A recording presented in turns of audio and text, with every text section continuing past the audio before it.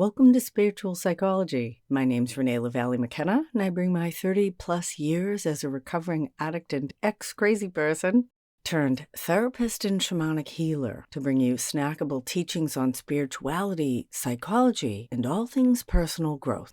And today I want to talk about win-win power dynamics.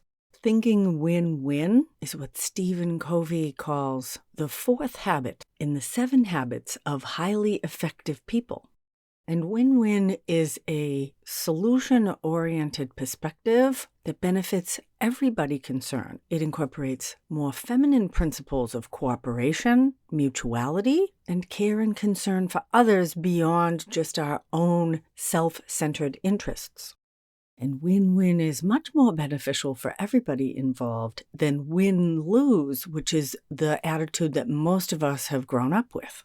So when we think win-win, we're developing a habit of fostering a mindset seeking mutual benefit in all of our interactions, rather than being competitive or one-sided in our quest for success. And this means that we are growing in an abundance mentality, believing that success is not a limited resource, that there's enough for everyone.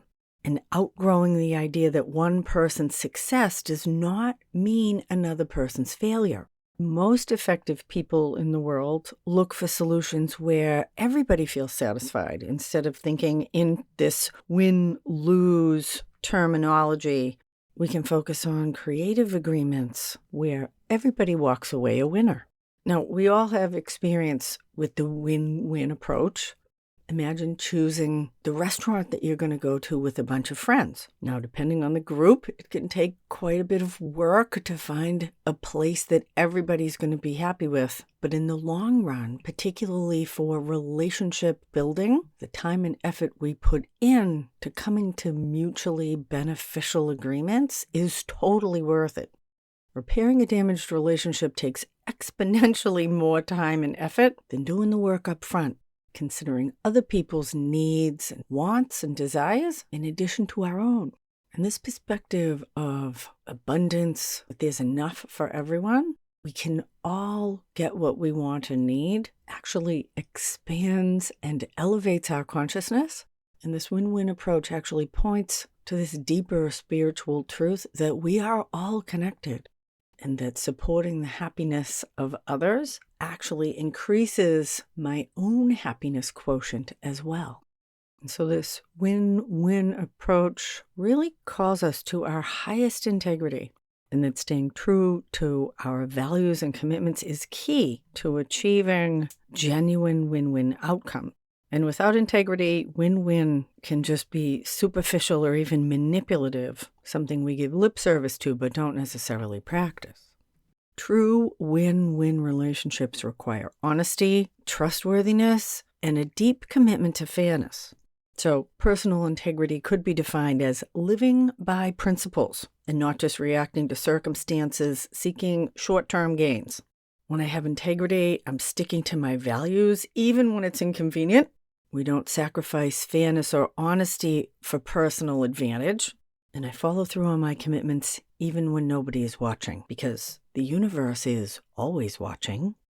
So it could be considered that integrity is the foundation of trust, and trust is the foundation of strong relationships. And integrity for me is when my thoughts, my words, and my actions are all in alignment. That I do what I say and I say what I think and what I feel. And when I act in integrity, it actually calls other people to act in integrity as well, which again kind of is an opportunity to elevate the resonance for everybody involved, which I would call another win-win. And I have a dear friend I'll call Dan. When I'm in New York, we're frequently in large social settings, in restaurants and diners. There's a big, huge, actually, restaurant and New York diner culture here in Manhattan. Lots of people have tiny little dark apartments and really enjoy being out. It's one of the things I really love about the city. I could go to a restaurant every day for the rest of my life and not get through 10% of the restaurants here in Manhattan. So Dan is warm, welcoming, funny, intelligent, but he's a terrible gossip. And unconsciously, the principal underlying gossip is win-lose. Now, certainly there's positive sharing about other people, but it can be quite delicious to feed on the difficulties and deficits of others. Because when I look at what's wrong with you, there's an idea that it automatically elevates me. It's a subtle form of power stealing to put someone else down directly or indirectly as a way to nourish and fortify my own ego. And I personally have a very simple rule of I don't say anything about anybody that I wouldn't say to their face. Now, I'm pretty bold, and what I'm willing to say to people's faces may be way beyond what a lot of people would consider socially acceptable, but there's absolutely limits to that. And shit talking or shit sharing is defecation on conversation from my perspective. And I nail Dan on this all the time. And he is a lovely person doing a lot of personal growth work. And I know he was raised in a family of horrific gossip and backbiting, triangulation, where the mother'd tell the sister things, so she'd tell the brother, so they'd tell Dan, and it was just all really dysfunctional. So I have a lot of compassion for him, but I still can't stomach it. And some of it's my training as a therapist with confidentiality. But beyond that, when I participate in gossip, and listening to gossip is participating in gossip, I don't feel good after. Because information is food for our mind and our spirit, and I don't want to feed on other people's shit. And more than once, I've sat across the table from Dan, and he starts to share some really juicy morsel about a person who's, of course, not at the table, that I know they'd be mortified to have discussed over coffee, which is always, of course, the juiciest gossip, sickness and secrets, which we all have. Well, I try not to have any secrets anymore. But more than once, Dan has started up, and I have had to say, Dan, I don't participate in gossip or talking about people when they're not present. If you want to continue this conversation, I'm going to remove myself. I think I've done that twice. It's a total buzzkill. And it'll fuck people up, I'll tell you. And the first time I actually did remove myself. And the second time, Dan said, "Oh, you're right." And we changed the conversation. And we all have personality challenges. I know I do. A part of my personal integrity is to be consistent in my care for other people. I desire to focus and nurture what's good in us. And although we all need to pull the weeds in our own garden, do I want to water the weeds or do I want to water the flowers? So when I have integrity, I'm trustworthy. I follow through on my words. And when I follow through on my words, I actually grow in trust of myself.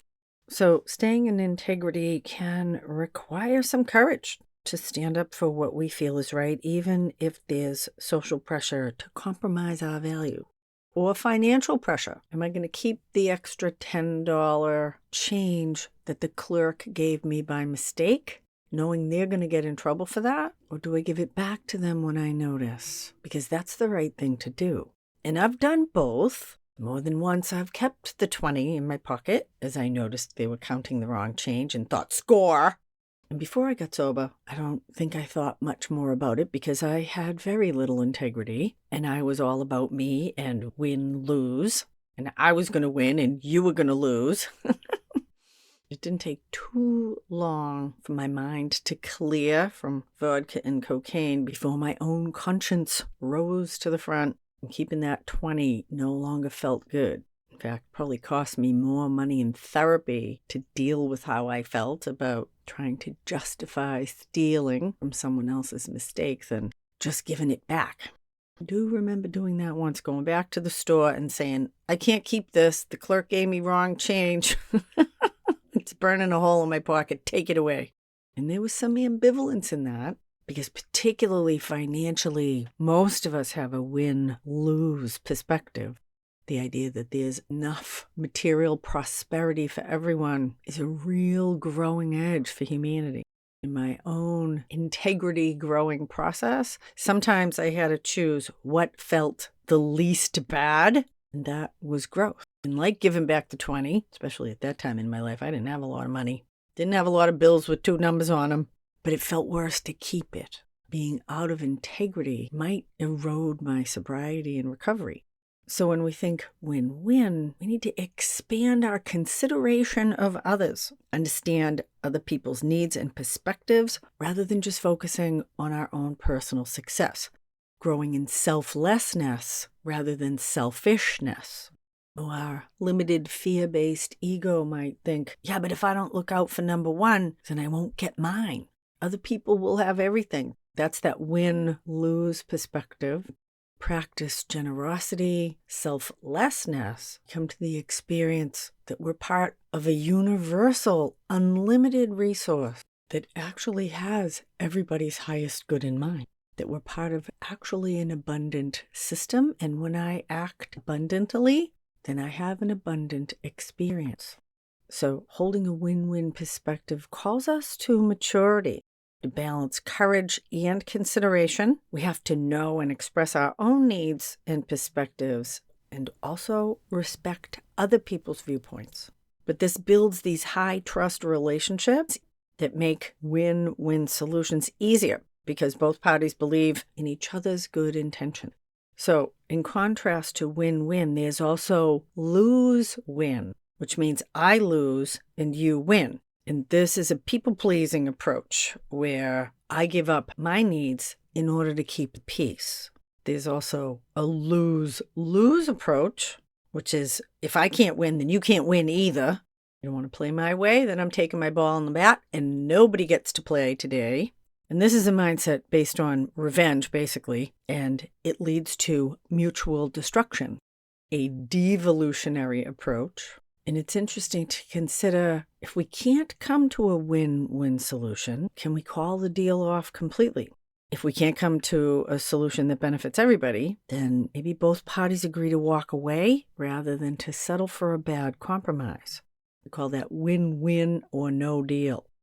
So I encourage you to consider how to cultivate your own win-win mindset of mutual success in relationships, family, and work and school.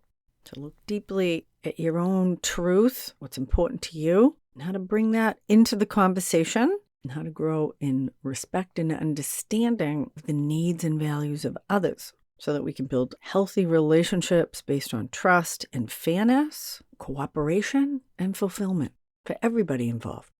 Thank you so much for listening. Blessings on your path until we meet again. This is Renee LaValle McKenna for Spiritual Psychology.